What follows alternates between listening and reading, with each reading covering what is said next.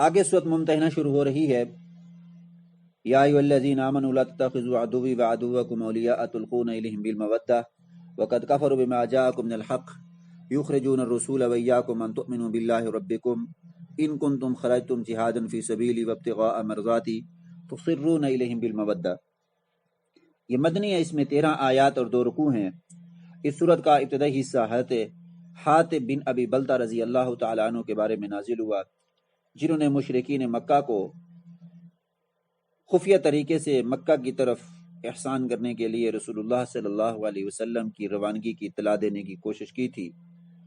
چونکہ یہ بدری صحابہ اور مخلص صحابی تھے اور ان سے ایک ایسی حرکت ہو گئی تھی جو اللہ اور اس کے رسول کو پسند نہ تھی، بعد میں انہیں شدید اس پر ندامت بھی ہوئی اور انہوں نے صدق دل سے توبہ بھی کی جو اللہ نے قبول کر لی۔ چنانچہ اسی پس منظر میں یہ آیتیں نازل ہوئی ہیں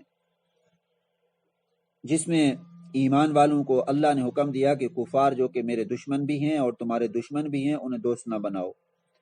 یہ وہ سنگ دل لوگ ہیں جنہوں نے مکہ کی سرزمین ایمان والوں پر تنگ کر دی اور انہیں وہاں سے ہجرت کرنے پر مجبور کر دیا۔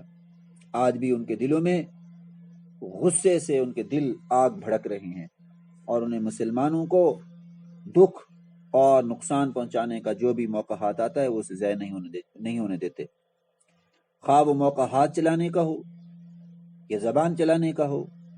یہ رشتے ناتے جنہیں تم بڑی چیز سمجھتے ہو اور قبول ایمان کے باوجود ان کے مفادات کا خیال رکھتے ہو، یہ قیامت کے دن تمہیں کچھ بھی فائدہ نہیں دے گا۔ تسرون الیہم بالمودۃ وانا اعلم بما اخفیتم وما اعلنتم ومن یفعل منکم فقد ضل سواء السبیل لن تنفعکم ارحامکم ولا اولادکم یوم القیامہ یفصل بینکم واللہ بما تعملون بصیر۔ قیامت کا دن ایسا ہولناک ہوگا، باپ بیٹے بھائی بھائی کے درمیان جدائی کر دی جائے گی۔ جب ان رشتوں کا یہ حال ہے تو ان کی خاطر اللہ اور رسول کے ساتھ خیانت مت کرو، اور جماعت کے رازوں کا افشا کہاں کی دانش مندی ہے۔ ہوا یہ تھا کہ حضرت حاطب بن ابی بلتہ رضی اللہ تعالیٰ عنہ کے بچے مکہ میں رہتے تھے اور یہ ہجرت کر کے مدینہ میں آ گئے تھے۔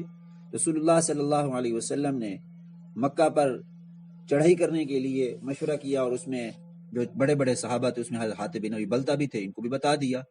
اب انہوں نے ایک رکہ بھیجا تھا جس رکے میں انہوں نے وہاں حملے کی اطلاع لکھی تھی، اور وجہ یہ تھی کہ چونکہ ان کے بچے وہاں رہتے تھے تو ان کا کوئی رشتہ دار نہیں تھا مکہ کے اندر، تو ان کے دل میں یہ خیال آیا کہ چونکہ باقی جتنے بھی صحابہ وہاں سے ہجرت کر کے مدینے آ گئے، کسی نہ کسی کا کوئی رشتہ دار مدینہ میں مکہ میں رہتا ہے، لہذا ان کے بچے پرامن ہیں۔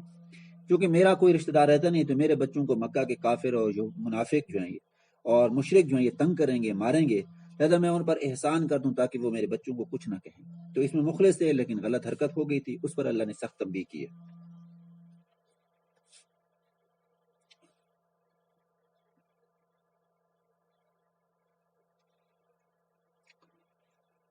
حضرت ابراہیم علیہ السلام کا اللہ نے قصہ بیان کیا، لقد كانت لكم اسوة حسنة في ابراہیم، کہ جنہوں نے اللہ کے لیے اپنے مشرک قوم سے برات کا اعلان کر دیا تھا، ان کے نام لیواؤں پر بھی لازم ہے کہ وہ کسی سے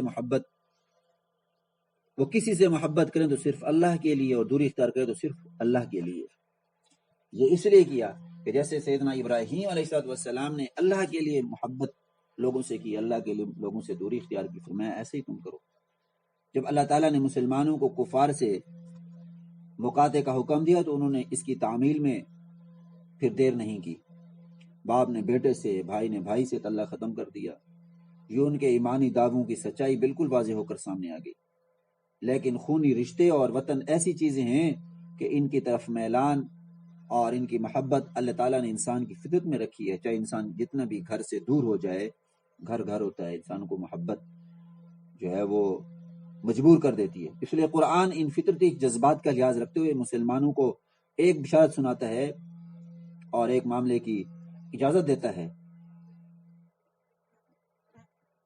اور بشارت یہ سنائی گئی ہے کہ ان قریب اللہ کی ذات جو ہے تمہارے اور تمہارے دشمنوں کے درمیان جو ہے محبت پیدا کر دے گا۔ اصلی اللہ ان یجعل بینکم وبین الذین عادیتم منہم مودہ،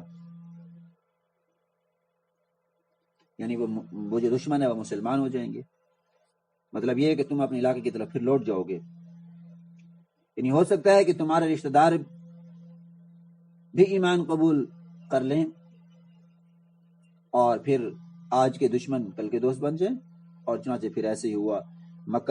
فتح مکہ کے موقع پر بے شمار مشرک اسلام کی حقانیت کے سامنے گردنیں جھکا دی اور اسلام کو قبول کر لیا.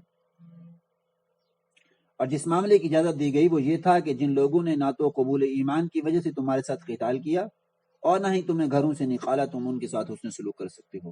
مکہ کے وہ لوگ کہ جنہوں نے تمہیں نہیں نکالا، لا ینہاکم اللہ عن الذین لم یقاتلوکم فی الدین، تمہارے ساتھ قتال بھی نہیں کیا، ولم یخرجوکم من دیارکم، تمہیں گھروں سے بھی نہیں نکالا، وتقسطوا ان تبروہم وتقسطوا الیہم، ان کے ساتھ احسان بھی کرو، ان کے ساتھ معاملات بھی کر سکتے ہو.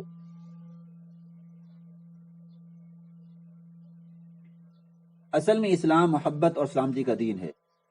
وہ دھونس جمانے اور کسی اعلیٰ مقصد کے بغیر ملک اور زمین چھیننے کے لیے جنگ کی اجازت نہیں دیتا.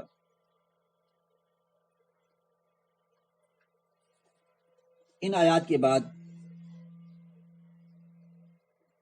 ان ایمان قبول کرنے والی خواتین کی بھی رہنمائی کرتا ہے قرآن مجید جو مکہ سے مدینہ کی طرف ہجرت کر کے آئی تھی. چنانچہ ارشاد فرمایا یا ایھا الذین آمنوا اذا جاءکم المؤمنات مہاجرات فامتحنوہن اللہ اعلم بایمانہن.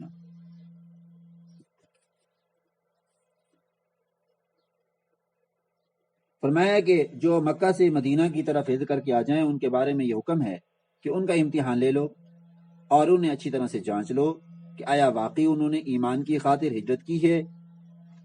گویا اس سے یہ بھی معلوم ہوتا ہے کہ ہمارے طالب علم جب ایک مدرسے سے دوسرے مدرسے کی طرف جاتے ہیں یا ایک درجے سے دوسرے درجے میں داخلہ لیتے ہیں تو امتحان لینے کی گنجائش موجود ہے. اس آیت کے ضمن سے یہ بات ثابت ہوتی ہے کہ امتحان لیا جا سکتا ہے. اس لیے اگر آپ سے بھی امتحان لیا جاتا ہے کسی بھی درجے میں تو اس کو برا محسوس نہ کیا کریں، چاہے استاد پڑھاتے ہیں وہ لیتے ہیں، سکول کے استاد ہوں یا دین پڑھانے والے اساتذہ ہوں. تو فرمایا ان کا امتحان لے لو. فامتحنوہن، ان عورتوں کا امتحان لو، آیا واقعی انہوں نے ایمان کی خاطر ہجرت کی ہے. اگر تمہیں ان کے ایمان پر اطمینان ہو جائے تو پھر انہیں کفار کی طرف واپس نہ کرو. اسی صورت کا نام ممتحنہ بھی اسی امتحان کی وجہ سے رکھا گیا. اور مفسرین لکھتے ہیں کہ یہ حکم اس وقت نازل ہوا جب رسول اللہ صلی اللہ علیہ وسلم کے سخت ترین دشمن عقبہ بن ابی معیط کی بیٹی ام کلثوم رضی اللہ تعالی عنہا ہجرت فرما کر مدینہ منورہ آ گئی اور ان کا والد معاہدہ حدیبیہ کے پیش نظر انہیں واپس لانے کے لیے مدینہ پہنچا تو رسول اللہ صلی اللہ علیہ وسلم نے اسے یہ کہہ کر خالی ہاتھ واپس لوٹا دیا کہ ہمارا معاہدہ صرف ایمان لانے والے مردوں کے بارے میں تھا، خواتین کے بارے میں نہیں تھا. اس صورت کے آخری آیت میں دوبارہ تاکید کی گئی ہے کہ اے مسلمان تم یہودیوں سے دوستی مت رکھو. یا ایھا الذین آمنوا لا تتولوا قوما غضب اللہ، ایسی قوم سے دوستی نہ رکھو کہ جن پر اللہ کا غضب نازل ہو چکا ہے، جو آخرت سے اسی طرح مایوس ہیں جیسے قبر والوں سے کافر مایوس ہیں. قد یئسوا من الآخرہ کما یئس الکفار من اصحاب القبور. یہاں صورت ممتحنہ کا اختتام ہوتا ہے اور آگے سورۃ صف شروع ہو رہی ہے. سورۃ صف سبح للہ ما فی السماوات و ما فی الارض وهو العزیز الحکیم، یہ مدنی ہے، اس میں 14 آیات ہیں اور 2 رکوع ہیں. اس سورت کا موضوع جہاد اور قتال ہے. اللہ تعالیٰ کی تسبیح و تقدیس کرنے کے بعد مسلمانوں کو سختی سے تنبیہ کی گئی ہے کہ وہ اپنے عہد کی پابندی کیا کریں، جو کچھ زبان سے کہیں اسے کر کے بھی دکھائیں. پھر یہ سورت مسلمانوں کو جہاد کی ترغیب دیتے ہوئے امت اسلامیہ کی وحدت کے تحفظ اور دشمنوں کے مقابلے میں سیسا پلئی ہوئی دیوار کی طرح مضبوط اور متحد ہو کر کھڑے ہونے کی تلقین بھی کرتی ہے. فرمایا کیا ارشاد فرمایا ان اللہ یحب الذین یقاتلون فی سبیلہ صفا کأنہم بنیان مرصوص، مضبوط عمارت سیسا پلئی دیوار بن جاؤ. وَإِذْ قَالَ مُوسَىٰ لِقَوْمِهِ، یہاں سے بنی اسرائیل کا تذکرہ کرتی ہے جنہوں نے جناب سیدنا موسیٰ علیہ السلام کی اس وقت مخالفت کی جب آپ نے انہیں قوم عمالقہ کے ساتھ جہاد کا حکم دیا تھا. جس کی تفصیل ہم نے چھٹے پارے میں پڑھ لی تھی سورۃ مائدہ کے اندر۔ حضرت عیسیٰ علیہ السلام نے انہیں اپنے بعد آنے والے نبی کی بشارت سنائی اور اس کی اتباع کا حکم دیا۔ بنی اسرائیل نے اس حکم کو بھی پس پشت ڈال دیا۔ وَإِذْ قَالَ عِيسَى ابْنُ مَرْيَمَ يَا بَنِي إِسْرَائِيلَ إِنِّي رَسُولُ اللَّهِ إِلَيْكُمْ مُصَدِّقًا لِمَا بَيْنَ يَدَيَّ مِنَ التَّوْرَاةِ وَمُبَشِّرًا بِرَسُولٍ يَأْتِي مِن بَعْدِي اسْمُهُ احمد، میرے بعد ایک نبی آئے گا جس کا نام احمد ہوگا۔ یہاں پر مرزا غلام احمد قادیانی ملعون، اللہ پاک کی اور مخلوق کے کائنات کی اور فرشتوں کی کروڑوں اربوں کھربوں اس پر لعنتیں ہوں، وہ کہتا ہے کہ میں نبی ہوں کیونکہ میرا نام بھی احمد ہے۔ انشاءاللہ ایک دن قادیانیت پر ہم بیان کریں گے، اس میں تفصیلاً یہ بات کریں گے کہ یہ مرزا قادیانی کسی بھی طرح سے اللہ کا نبی نہیں ہو سکتا۔ یہ ملعون، یہ دجال، یہ کذاب، یہ فراڈی، یہ دھوکے باز، یہ کالا کافر ہے، یہ اللہ کا باغی ہے، اللہ کا دشمن ہے۔ اللہ کا نبی ایسے نہیں ہو سکتا۔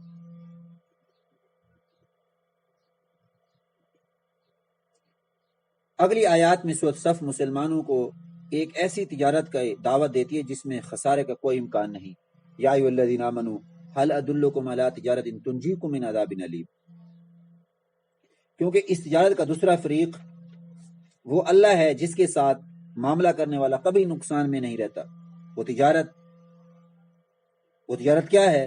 وہ تجارت ہے اللہ اور رسول پر ایمان اور اللہ کی رضا کے لیے مال و جان کے ساتھ جہاد۔ اور اس کا نفع کیا ہے؟ اس کا نفع ہے گناہوں کی مغفرت، جنت میں داخلہ، اللہ کی مدد اور دنیا کفر پر غلبہ۔ اگر مسلمان اس آیت کے پر عمل کر لیں اور اسی چیز کو دیکھ لیں کہ اللہ کی رضا کے لیے جہاد کا جو حکم ہے اس پر اگر عمل کر لیا جائے تو اللہ کی طرف سے اتنی بشارتیں ہیں، کیسے دنیاوی نفع نقصان میں ڈوبے ہوئے مسلمان کامیاب ہو سکتے ہیں اور کیسے ان کو مغلوبیت سے اغلبیت حاصل ہو جائے گی۔ سورت کے اختتام پر اہل ایمان سے یہ کہا گیا کہ تم اللہ کے دین کی دعوت اور مدد کے لیے ایسے کھڑے ہو جاؤ جیسے سیدنا عیسیٰ علیہ السلام کے ساتھ ان کے صحابی حواری اٹھ کھڑے ہوئے تھے۔ اور آپ دیکھ رہے ہیں کہ سورت کی ابتدا میں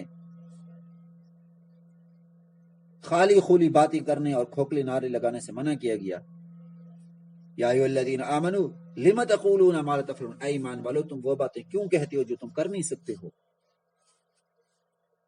اور اختتام پر دین الہی کی نصرت کے لیے کمر بستہ ہونے اور کچھ کرنے کے لیے کچھ کر کے دکھانے کا حکم دیا گیا ہے۔ یوں اس کی ابتدا اور انتہا میں مکمل طور پر مناسبت ہے۔ یہاں سورت جمعہ کا اختتام ہو گیا اور آگے سورت جمعہ کی ابتدا ہو رہی ہے۔ سورت جمعہ شروع ہو رہی ہے، یسبح للہ ما فی السماوات و ما فی الارض الملک القدوس العزیز الحکیم۔ یہ مدنی ہے اور اس میں 11 آیتیں اور 2 رکوع ہیں۔ اس سورت کا مرکز جس پر پوری سورت گھومتی ہے اس بار امانت کو بیان کرنا ہے جسے پہلے بنی اسرائیل کے کندھوں پر رکھا گیا لیکن وہ اس کا حق ادا نہ کر سکے، اور ان کی مثال اس گدھے کی طرح ہو گئی جس پر بڑی متبرک اور علمی کتابوں کا بوجھ لا دیا گیا ہو اور اس بوجھ سے اس کی کمر جھکی جا رہی ہو، لیکن ان کتابوں میں جو علوم و معارف اور جو جواہر و اسرار موجود ہیں ان سے وہ قطعاً بے خبر ہوتا ہے اور نہ ہی اسے فائدہ حاصل ہوتا ہے۔ گویا اس سے یہ بات معلوم ہوتی ہے کہ اگر ایسا شخص کہ جسے علم ہو اور اس علم کے مطابق اس کا عمل نہ ہو تو گویا وہ اس گدھے کی طرح ہے کہ جس پر کتابیں لدی ہوئی، بلکہ جاہل انسان بھی اس گدھے کی طرح ہو سکتا ہے کہ جس کو ان کتابوں کے بارے میں بھی علم نہیں ہے، علم کے بارے میں میری معلومات بھی نہیں اسے۔ دو چیزیں معلوم ہوتی ہیں، ایک یہ معلوم ہوتا ہے کہ بنیادی علم حاصل کرنا ہر مسلمان مرد عورت پر ضروری ہے، اور دوسری یہ بات کہ جتنا آپ کو علم ہے اس پر عمل کرنا بھی ضروری ہے۔ چنانچہ اس صورت کی ابتدا جو ہے تسبیح و تحمید سے ہوتی ہے، یسبح للہ ما فی السماوات والارض، اور اس کے بعد رسول اللہ صلی اللہ علیہ وسلم کے اوصاف اور بعثت کے مقاصد بیان کیے گئے۔ والذی بعث فی الامیین رسولا منہم یتلو علیہم آیاتہ ویزکیہم ویعلمہم الکتاب والحکمہ، تلاوت، کتاب، تزکیہ اور تعلیم۔ تعلیم کتاب و حکمت۔ پھر اس کے بعد یہود کا تذکرہ ہے جس میں وحی آسمانی یعنی تورات کے احکام پر عمل نہ کرنے کی وجہ سے انہیں گدھے کے ساتھ تشبیہ دی گئی، جس پر مقدس کتابوں کا بوجھ لدا ہوا ہو، اور انہیں مباہلے کی دعوت دی گئی ہے کہ اگر واقعی، کیونکہ یہود یہ کہتے ہیں کہ ہم اللہ کے نیک بندے ہیں، فرمایا کہ اگر واقعی وہ اللہ کے اولیاء ہیں، قُلْ يَا أَيُّهَا الَّذِينَ هَادُوا إِن زَعَمْتُمْ أَنَّكُمْ أَوْلِيَاءُ لِلَّهِ مِن دُونِ النَّاسِ فَتَمَنَّوُا الْمَوْتَ إِن كُنتُمْ صَادِقِينَ، کہ اگر اللہ کے ولی ہو، اللہ کے قریبی ہو، تو پھر موت کی تمنا کرو تاکہ موت کے ساتھ ہی تمہیں اللہ کا دیدار نصیب ہو جائے۔ وَلَن يَتَمَنَّوْا أَبَدًا بِمَا قَدَّمَتْ أَيْدِيهِمْ، کبھی بھی موت کی تمنا نہیں کریں گے بدبخت۔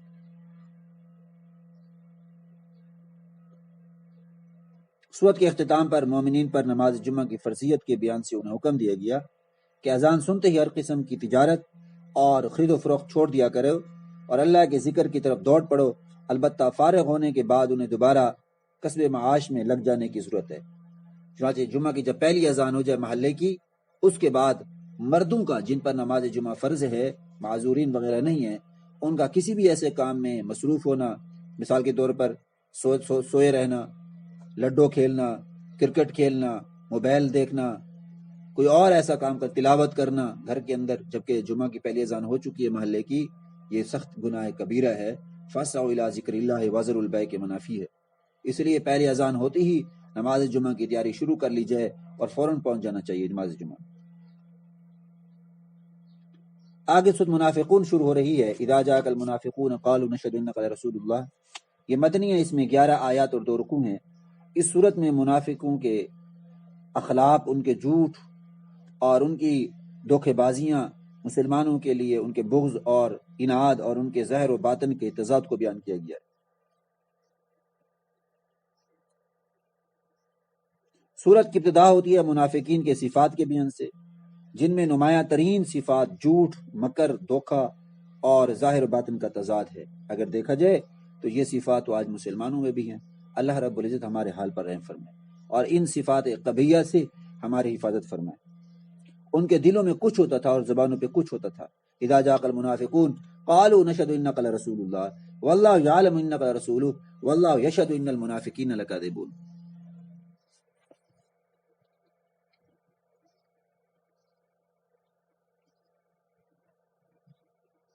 اب منافقوں کی جو نمایاں صفات ہیں، اگر ان کو غور و فکر کے ساتھ ہم دیکھ لیں، کیا ہمارے اندر تو ایسی صفات نہیں ہیں؟ کیا ہر طرف جھوٹ کی غلاظت، مکر و فریب کی نجاست کے انبار دکھائی نہیں دیتے؟ کیا آج کا سب سے بڑا مسئلہ ظاہر و باطن اور قول و عمل کا تضاد نہیں ہے؟ تقریریں تو بڑی لمبی لمبی، تحریریں بڑی مزیدار ذکر کی جاتی ہیں، باتیں پروقار ذکر کی جاتی ہیں، مگر عمل کچھ نہیں ہوتا۔ اللہ رب العزت ہماری حفاظت فرمائے۔ یہ منافق جب رسول اللہ صلی اللہ علیہ وسلم کے سامنے آتے ہیں تو مسلمان اور رسول اللہ صلی اللہ علیہ وسلم کی تعریفیں کرتے نہیں تھکتے، لیکن پیٹھ پیچھے ایسے بدبودار باتیں کرتے ہیں کہ اللہ کی پناہ۔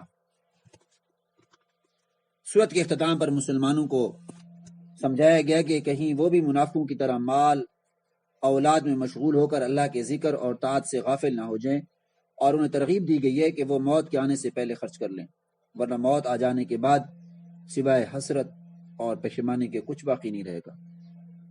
افسوس ہے کہ مسلمانوں نے اس نصیحت کو آج پس پش ڈالا ہوا ہے، اور وہ اپنے آپ کو یہ کہہ کر تسلی دے لیتے ہیں کہ یہ ہمارا تذکرہ اور ہماری مذمت نہیں ہے، بلکہ یہ تو 1400 سال پہلے عبداللہ بن ابی جیسے کچھ لوگ گزرے ہیں، ان کا تذکرہ اور ان کی مذمت ہے۔